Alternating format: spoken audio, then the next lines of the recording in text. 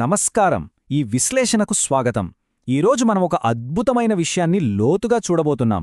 అదేంటంటే, ఒక digital AI టీమ్మేట్ని real టైంలో ఎలా సెటప్ చేయాలి, దాన్ని మన పనుల కోసం ఎలా వాడుకోవాలి అనేది అంచెలంచెలుగా తెలుసుకుందాం.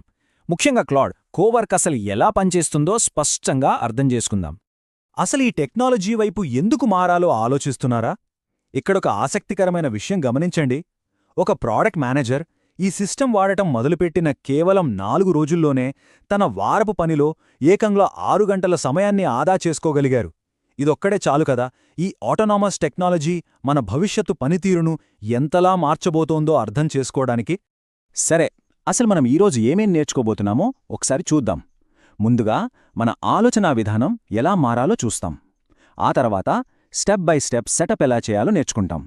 అక్కడ్నుంచి చిన్న చిన్న ఆటోమేషన్స్, ఆ తర్వాత ప్రొఫెషనల్స్ వాడే అడ్వాన్స్డ్ వర్క్ఫ్లోస్, ఇంకా చివరగా ఈ టెక్నాలజీకున్న ఫీచర్స్, కొన్ని పరిమితులు, ఇవన్నీ వివరంగా మాట్లాడుకుందాం. మొదటగా మైండ్ సెట్ షిఫ్ట్. ఈ టూల్ను కరెక్ట్గా వాడుకోవాలంటే అసలు మన ఆలోచనా విధానం ఎలా మారాలి? ఒక సాధారణ చాట్బాట్ స్థాయి నుంచి దాన్ని ఒక టీమ్మేట్ లాగా ఎలా చూడాలి? సాధారణంగా ఏఐ చాట్ అనగానే మనకు ఏమనిపిస్తుంది? ఒక వెండింగ్ మెషిన్ గుర్తొస్తుంది కదా. ప్రాంప్ట్ ఇస్తే ఆన్సర్ ఇస్తుంది, ఆ తర్వాత ఆ ఆన్సర్ని తీసుకుని మిగతా పని మళ్లీ మనమే చేసుకోవాలి. కానీ ఇక్కడ మనం అర్థం చేసుకోవాల్సిన పెద్ద మార్పేంటంటే, ఈ కొత్త కోవర్క్ సిస్టమ్ ఒక పర్ఫెక్ట్ టీమ్మేట్ లాగా పనిచేస్తుంది. అంటే దానికి మనం ఒక అసైన్మెంట్ ఇస్తే చాలు, అది స్వయంగా టాస్క్లన్నీ పూర్తిచేసి ఏకంగా ఫైనల్ వర్క్ను రెడీ చేసి మన ముందుంచుతుంది. అయితే ప్రారంభంలో చాలామంది చేసే ఒక చిన్న పొరపాటేంటంటే, ప్రతి చిన్న విషయాన్ని దానికి వివరిస్తూ మైక్రో మేనేజ్ చేయడం.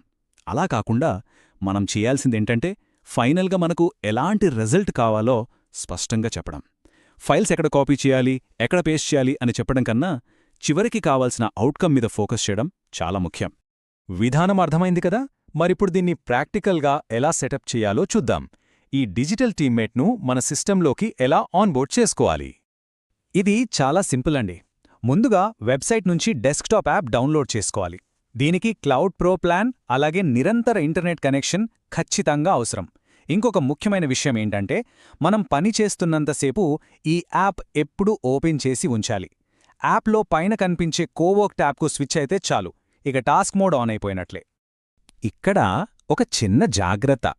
సిస్టమ్కు మన ఫైల్ పర్మిషన్స్ ఇచ్చేటప్పుడు సేఫ్టీ ఫస్ట్ అన్న రూల్ గుర్తుపెట్టుకోవాలి.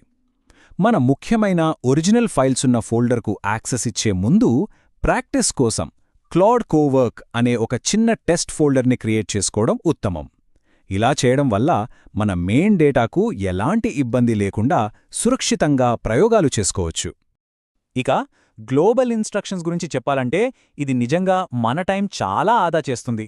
అంటే మనకి అవుట్పుట్ ఎప్పుడూ తెలుగులోనే రావాలి, లేదా ఒక పర్టికులర్ ప్రొఫెషనల్ టోన్లో ఉండాలి, లేదా మార్క్డౌన్ ఫార్మాట్లో ఉండాలి అని సెట్టింగ్స్లో ఒక్కసారి కస్టమ్ రూల్ సెట్ చేస్తే చాలు, ప్రతి సెషన్కి ఇవి ఆటోమేటిక్గా అప్లై అయిపోతాయి. ఇప్పుడు అసలు మ్యాజిక్ మొదలవుతుంది. చిన్న చిన్న రోజువారీ పనుల్ని తక్షణమే ఎలా ఆటోమేట్ చేయొచ్చో ఈ బిగినర్ వర్క్ఫ్లోస్ ద్వారా తెలుసుకుందాం. ఒకసారి ఈ అద్భుతమైన మార్పును గమనించండి. మన సిస్టంలో డౌన్లోడ్స్ ఫోల్డర్ ఎప్పుడూ ఎంత చిందరవందరగా ఉంటుందో మనకు తెలుసు కదా. ఒక 200 ఫైల్స్ని మాన్యువల్గా ఆర్గనైజ్ చేయడానికి మనకు కనీసం అరగంట నుంచి 40 నిమిషాలు పడుతుంది. కానీ ఆటోమేషన్ వాడిన తర్వాత వాటన్నిటినీ నీట్గా సబ్ ఫోల్డర్స్లో సర్దడానికి కేవలం 2 నిమిషాల సమయం పడుతుంది. ఎంత గొప్ప మార్పో కదా. ఇంకొక ప్రాక్టికల్ ఉదాహరణ చెప్తాను.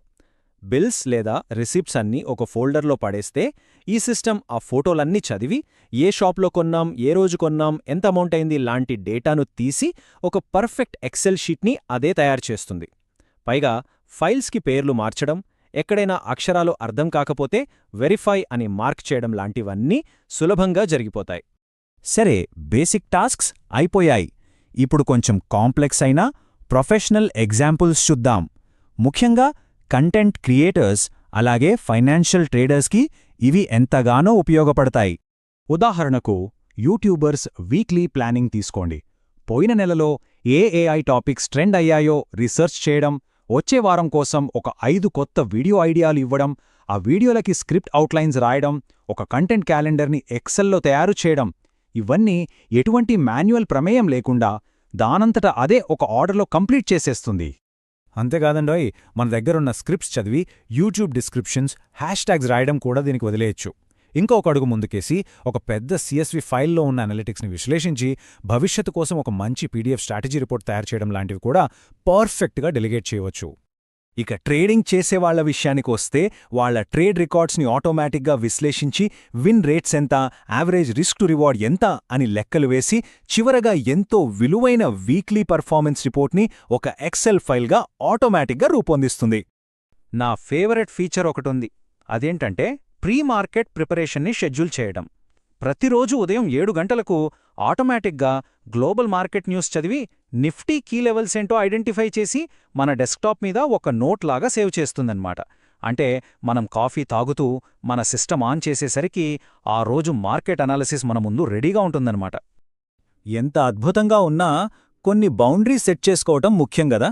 ఈ చివరి విభాగంలో కొన్ని అడ్వాన్స్డ్ ఫీచర్స్, అలాగే మనం ఖచ్చితంగా తెలుసుకోవాల్సిన వాస్తవమైన పరిమితుల గురించి మాట్లాడుకుందాం. ముందుగా అడ్వాన్స్డ్ ఫీచర్స్.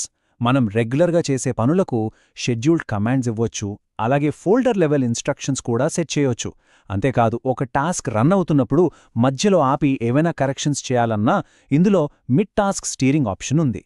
ఇక చాలా పెద్ద పనులుంటే వాటిని విడగొట్టి ప్యారలల్గా సబ్ ఏజెంట్స్తో చేయించి చాలా ఫాస్ట్గా పూర్తి చేయొచ్చు కూడా.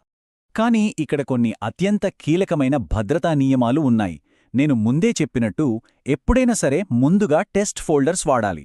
మన కంపెనీకి సంబంధించిన సెన్సిటివ్ ఫైల్స్ ఎప్పుడూ వేరుగా ఉంచాలి. అవుట్పుట్స్ని ఎవరికైనా పంపే ముందు ఖచ్చితంగా ఒకసారి మాన్యువల్గా రివ్యూ చేయాలి.